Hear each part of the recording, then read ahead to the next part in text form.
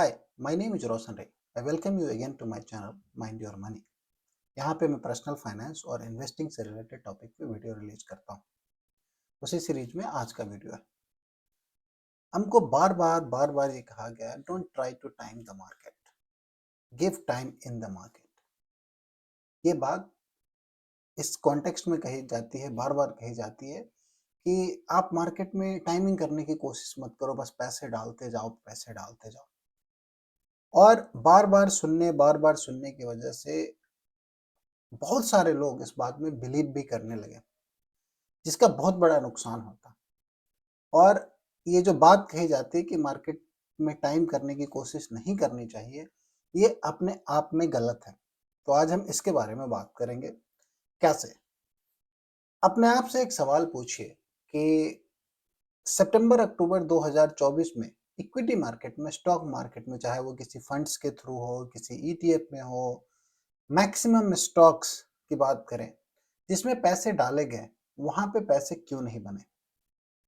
और उसी time frame में जिन लोगों ने सिल्वर में पैसे लगाए, जिन लोगों ने गोल्ड में पैसे लगाए, या फिर दुनिया के अलग अलग इक्विटी मार्केट जिसके पास जिस ऑप्शन का एक्सेस था, जैसे कि यूएसए मार्केट, हांगकांग, ताइवान और अलग अलग मार्केट्स में पैसे लगे, उसी टाइम फ्रेम में सितंबर अक्टूबर 2024 से लेके एक साल का पूरा टाइम फ्रेम सितंबर अक्टूबर 2025, gold silver, Hong Kong, Taiwan, USA और मार्केट में पैसे बने।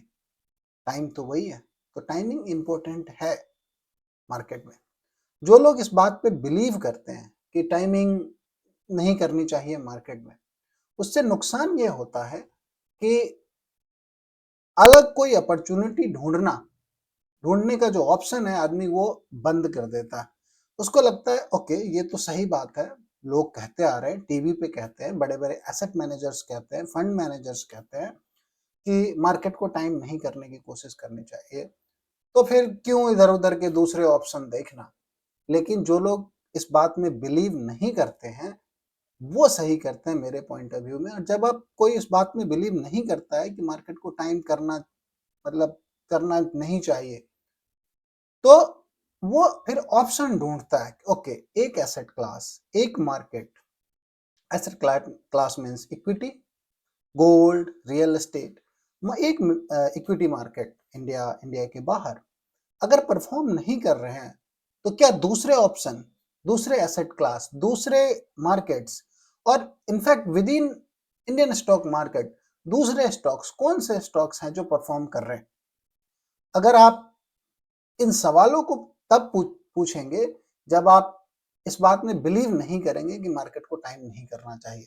और जब आप ये सवाल पूछते हैं, उस बिलीव को तोड़ते हैं, तो आपके सामने बहुत सारे ऑप्शंस निकल के आते हैं कि क्या ऑप्शन और है, कहाँ से और पैसा बनाया जा सकता है। आज की डेट में गोल्ड और सिल्वर में जो न्यू हाई बन रहे हैं, जिस तरह के रिटर्न बने हैं पिछले एक साल में, उसकी खूब डिस्कशंस होती है। अब आप ये देखेंगे कि सितंबर का टाइम पीरियड, सितंबर अक्टूबर 2024, यहाँ पे निफ्टी इंडेक्स जिस लेवल पे था, उस लेवल से नीचे ही आज के डेट में ट्रेड कर रहा है, इतना सारा मतलब रिकवरी होने के बावजूद भी। उसी टाइम पीरियड में ये सिल्वर का चार्ट है। सिल्वर अगर आप सितंबर अक्टूबर को पकड़ेंगे तो 80 से 90 रुपए के रेंज में, उस समय हाई भी कुछ 98, 95, 96 रुपए का लगा था सितंबर अक्टूबर नवंबर में। और वहां से ये आज के रेट में 160 रुपए, ये सिल्वर का ईटीएफ है जो कि ट्रेड कर रहा है। सो टाइमिंग कितना इंपॉर्टेंट है। तो अगर कोई केवल इस बात पे बिलीव करता रह जाए कि मार्केट को टाइम नहीं करना चाहिए, उसमें पैसे लगा के छोड़ देना चाहिए, तो कितनी बड़ी अपॉर्चुनिटी का लॉस होता है। आप वहीं पे हैंगसेंग का ईटीएफ देखिए। हैंगसेंग के ईटीएफ में क्या हो रहा हुआ है सितंबर अक्टूबर से लेके अभी तक, और ये लगभग सितंबर अक्टूबर में ये 350-400 रुपए तक गया, और अभी ये 503 रुपए पे ट्रेड कर रहा है। और ये एक ताइवान का है, उसमें आप देखेंगे कितना लगभग डबल का रिटर्न, या आप यूं कहें 80-85% तक का रिटर्न उसमें भी आया हुआ। वहीं पे जो इक्विटी मार्केट से रिलेटेड प्रोडक्ट्स हैं, म्यूचुअल फंड्स में अगर आप जाके देखते हैं तो 1 साल में 4% का रिटर्न है। किसी भी मिड कैप फंड 4 साल का, और स्मॉल कैप फंड को उठा के अगर आप देखेंगे तो उसमें शायद नेगेटिव या 1-2% का रिटर्न है। मल्टी कैप में भी देखेंगे तो कुछ इसी रेंज का रिटर्न है। तो बात ये आती है कि फिर ऐसी बातें कही क्यों जाती है और इससे फायदा किसका होता है? आपने आप अगर टीवी देखते हैं, यूट्यूब देखते हैं, अगर आप गौर से नोटिस किए होंगे तो इस तरह की बातें टीवी चैनल पे खूब होती है। इस तरह की बात टीवी चैनल पे जो लोग एसेट मैनेजमेंट कंपनी यानी म्यूचुअल फंड कंपनी चलाते हैं वो आके खूब करते हैं कि मार्केट को टाइम करने की कोशिश नहीं करनी चाहिए। इस तरह की बात जो फंड मैनेजर्स हैं वो आके कहते हैं अलग अलग प्लेटफॉर्म पे, और उसका एक बड़ा ही सिंपल रीजन ये है, आपका पैसा जितना ज्यादा पैसा जितने ज्यादा दिनों तक उस एसेट मैनेजमेंट कंपनी उस म्यूचुअल फंड कंपनी के पास रहेगा वो उस पैसे से उतना ही ज्यादा कमाएंगे। कैसे? आप जो एक्सपेंस रेशियो के फॉर्म में पैसा उनको देते हैं वो तभी तक चार्ज कर सकते हैं आपसे जब तक आप उनको पैसा उनके पास रखेंगे, इन्वेस्टेड रखेंगे।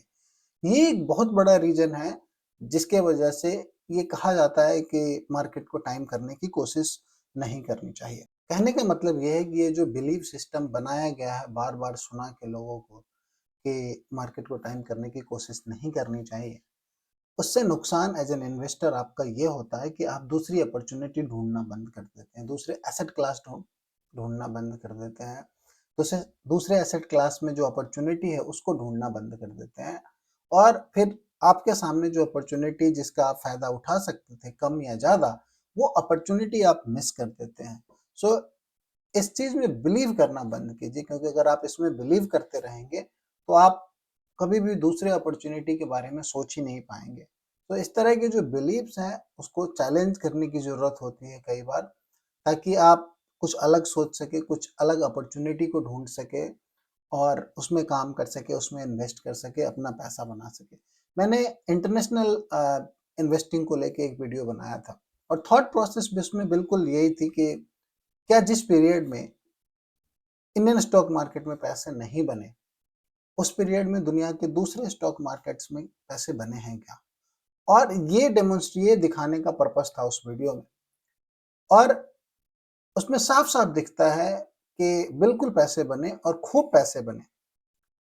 ऐसा नहीं है कि इंडियन मार्केट में जिस पीरियड में पैसे नहीं बन रहे थे उस पीरियड में दूसरे मार्केट में पैसे नहीं बने, खूब पैसे बने हैं। और ऐसा भी नहीं है कि वो जो अपने बड़े इन्वेस्टर है उन्हीं के पास वो अपॉर्चुनिटी थी। रिटेल इन्वेस्टर के लिए भी प्रोडक्ट्स अवेलेबल है मार्केट में जिसका फायदा उठा के लोगों ने पैसे बनाए हैं। और अगर किसी के पास वो इंफॉर्मेशन हो, नॉलेज हो कि हाँ हमको देखना चाहिए जिस पीरियड में यहाँ पैसे नहीं बन रहे हैं उस पीरियड में किस एसेट क्लास में क्या दूसरी अपॉर्चुनिटी है जहाँ पे पैसे बनाए जा सकते हैं, तो ये जानना जरूरी है। जब आप जानते हो, उस तरह के बारे में सोचते हो, तो फिर अपॉर्चुनिटी निकल के आती है और पैसे बनते हैं। बहुत सारे लोगों का क्रिटिक्स के फॉर्म में, कमेंट्स के फॉर्म में क्वेश्चन ये होगा कि आपने क्या कर लिया? मैं जितनी अपॉर्चुनिटी एक्सप्लोर करता हूँ उसमें से जिस समय राइट एंट्री अपॉर्चुनिटी मुझे दिखती है मैं उसमें एंट्री करके काम करने की कोशिश करता हूँ। और मैंने पहले भी कहा है, मैं यहाँ पे वही बात डिस्कस करता हूँ जिसको मैं प्रैक्टिस करता हूँ। कोई भी ऐसी बात केवल कंटेंट बनाने के पर्पज से या फिर किसी और पर्पज से मैं नहीं करता हूँ। जिस चीज़ को मैंने प्रैक्टिस किया है, जिसको एक्सपीरियंस किया और जिसके में काम करके पैसे बनते हुए दिखते हैं, मैं उसी चीज़ के बारे में यहाँ डिस्कशन करता हूँ। तो अगर आपका कोई और कमेंट है, कुछ और सुझाव है, किस तरह की और वीडियो बनाने चाहिए, आप कमेंट बॉक्स में लिख के बताएं। Thank you so much for watching. Kindly consider subscribing to this channel. Thank you.